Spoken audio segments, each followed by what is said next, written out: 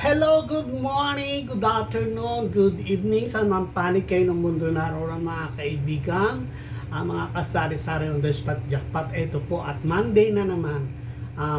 Ako ay galing na sa labas dahil day off na naman po ngayon. Today is October 20, so Monday. So ayan, naglalapitan na po ang araw ng Pasko. Pero napipilo po ba ang darating na Kapaskuhan? So kahit wala tayong pera, ay i-celebrate natin ang Christmas ng matiwasay. Yan. Kahit wala tayong pera, basta okay ang ating mga pamilya. Ayan. So ayan, masaya po ako dahil nakalabas na ang aking pamangkin na si Jonard Raso mula sa ospital. Maraming salamat po dyan sa Batangas Medical Center. Ayan, sa gobyerno po yan. Talagang na-appreciate ko po. Nakasakagaya naming mahihirap. Ayan, nakaraos ang aming mga pasyente. Salamat po sa mga Dr. Chan, sa mga nurses at sa pamunuan po dyan sa Batangas. Ayan. Di ko lang po alam kung sa Lipa Batangas ba yan o basta Batangas Medical Center. Diyan po na-confine yung aking pamangkin. Maraming salamat po sa inyo dyan at sa aking pamangkin. Pagaling ka ng tuluyan, Jonard, para sa iyong family. Ayan. Salamat sa aking mga kapatid at mga asawa ng aking pamangkin na matyagang nagbantay. Ayan. So, this is love mo naman yun. Ayan. Ay napaparami po at ako po ay nakalabas na nga at ako bumili na ng aking ulamin ngayon. Ayan, magsisigang lang po ako ng ulo ng salmon. Ayan, ayan. Yan po ang ulam ko po ay tira ng mayayaman. Yan po yung mga pinaghilaban ng mga mamahaling restaurant, kinukuha lang yung pinakang laman. So ang natira po sa akin ay yung kalansay. So yan naman po ay may mga sustansya rin. Nandyan nga ang mga sustansya kaya huwag natang isnabin. So, yan po ay kailangan ko dahil ako ay naedad na. Ayan. Tumatanda po ang lola nyo. At syempre, nakabili ako ng 2 pirasong papaya. Ayan. So, napakaganda po ng nabili ko. Tapos, bumili din ako ng ilang pirasong saging. At saka, binigyan ako ng libreng orange. Ayan. Yan po, dahil sa 2 nga yung binili ko, ayan, binigay niya sa akin. Tapos, nakapagsangag na ako ng maliliit na hipon. Ayan, yan po ay aking panghalo-halo sa mga gulay, kalubasa, papaya, ganyan po ang ginagawa ko. Kasi pag yung hipon, ninistak mo sa ref, ay umiitim yung mga ulo. Habang sariwa pa, ay sinasangag ko na siya para ilagay ko man siya sa ref, hindi na siya mangingitim. Ayan. So, good for 1 week lang naman po yan. Hindi kailangan papatagalin. Siyempre, namitas na rin ako ng kangkong na ihahalo ko sa akin sinigang na ulo ng salmon. Yan lang po. Tapos, ayan. Tumukay na rin po ako ng luya doon sa aking taniman. Ayan. Ayan po. Mga kasari-sari ng Let's Jackpot, ayan, maraming salamat po sa mga tatsagang manood ang aking mga videos, ayan, sa mga subscriber ko po. Thank you very much. At di nyo ako iniiwan at ako po ay magluluto na ng aking pananghalian. Dahil ako po ay medyo masama ang pakiramdam, parang may something na hot sa aking loob ng katawan. Ayan. So, ganyan po at pagpapalit na ng weather, ganyan lagi ako every year. Tuwing magpapalit ang weather, nagkakaroon ako ng trangkaso. Pero sana ngayon makasurvive ako na hindi ako maanohan ng trangkaso. Matamaan ng trangkaso. Kaya dinadaan ko sa prutas at saka sa pagkain. Ayan. So ayan po at ako magluluto na. Prepared ko lang. Update ko kayo mamaya. So ayan at pakulo na tayo ng tubig dito sa kawali. Nilagay ko na ang bawang at sibuyas saka may sili. So hintayin na lang natin siyang kumulo kumukulo na pala siya, ilagay na natin ang ulo ng salmon para sabay nalalabog.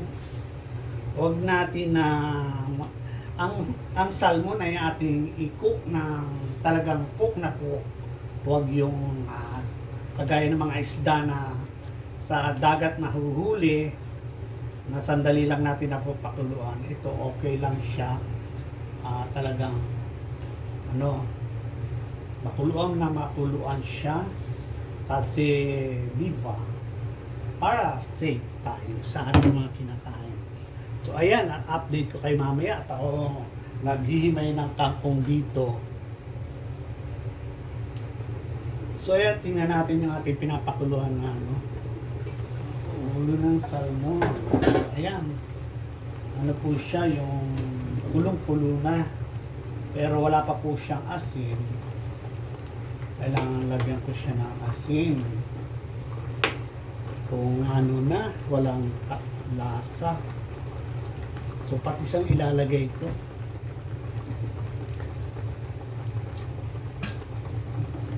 Lagyan natin siya ng patis.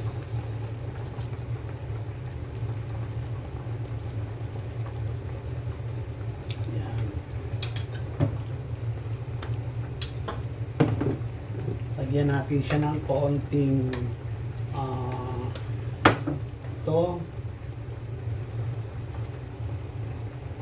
paminta.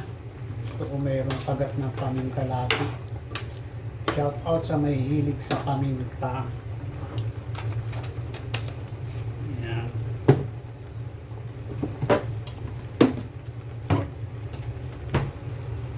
So, kailangan lutuin pa natin ng kaunti yung isda. Pero tikman ko muna yung alat para mamaya paglalagay ko ng gulay, dire-diretso na.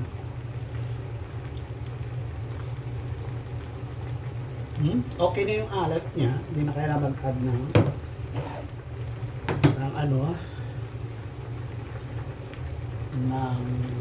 asin.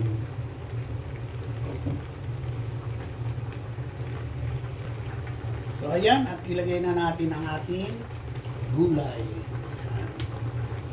Kailangan may gulay. So takpan natin. So ayan na, at ang gulay ay nakababa na. So lagyan na natin yung ng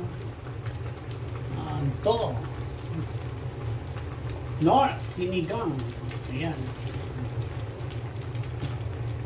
Baka naman po. Ayan. So ayan ang ating, at yan ay lalagyan ko lang ng kaunting Ajinomoto. Hindi ko masyadong dinamihan ang asim. Wala yung Ayan, may Ajinomoto na tayong konti. Pwede na po tayong kumain. Kuluan lang natin ng mga 3 minutes ang ating sabaw. Ayan.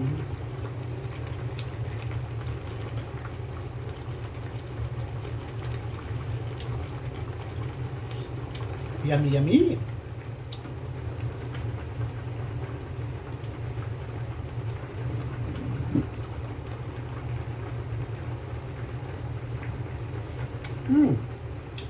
Okay na po to. So ayan po, at luto ng ating sinigang na salmon. Ayan, sarap po yan, sarap. At tayo po ay magla-lunch na. Kakain na po tayo ng tanghalian.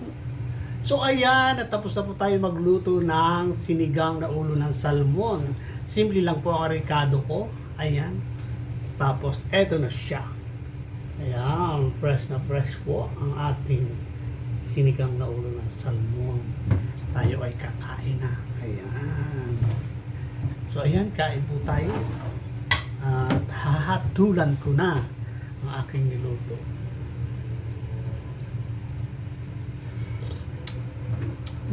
Kasarap naman po. Ayan, walang anggo, walang lansa. Kailangan talagang hugas na hugas ang ating isda para walang lansa.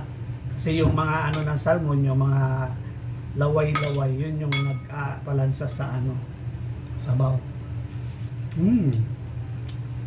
Kain po tayo mga kasari-sari on the spot jackpot. Ayan. Congrats sa Philippines. Ayan, nanalo siya ng Miss Grand International. Tapos marami pang mga first runner up, hindi ko lang matandaan. Ayan. So ayan, congrats sa Team Philippines sa mga pageantry, pati lalaki, mga nananalo na. So ayan, happy naman po at ayan, ingat po tayo lahat. See you on Monday. I-enjoy ko lang po ang food. Bye-bye. Sana kayo ay kumakain na rin.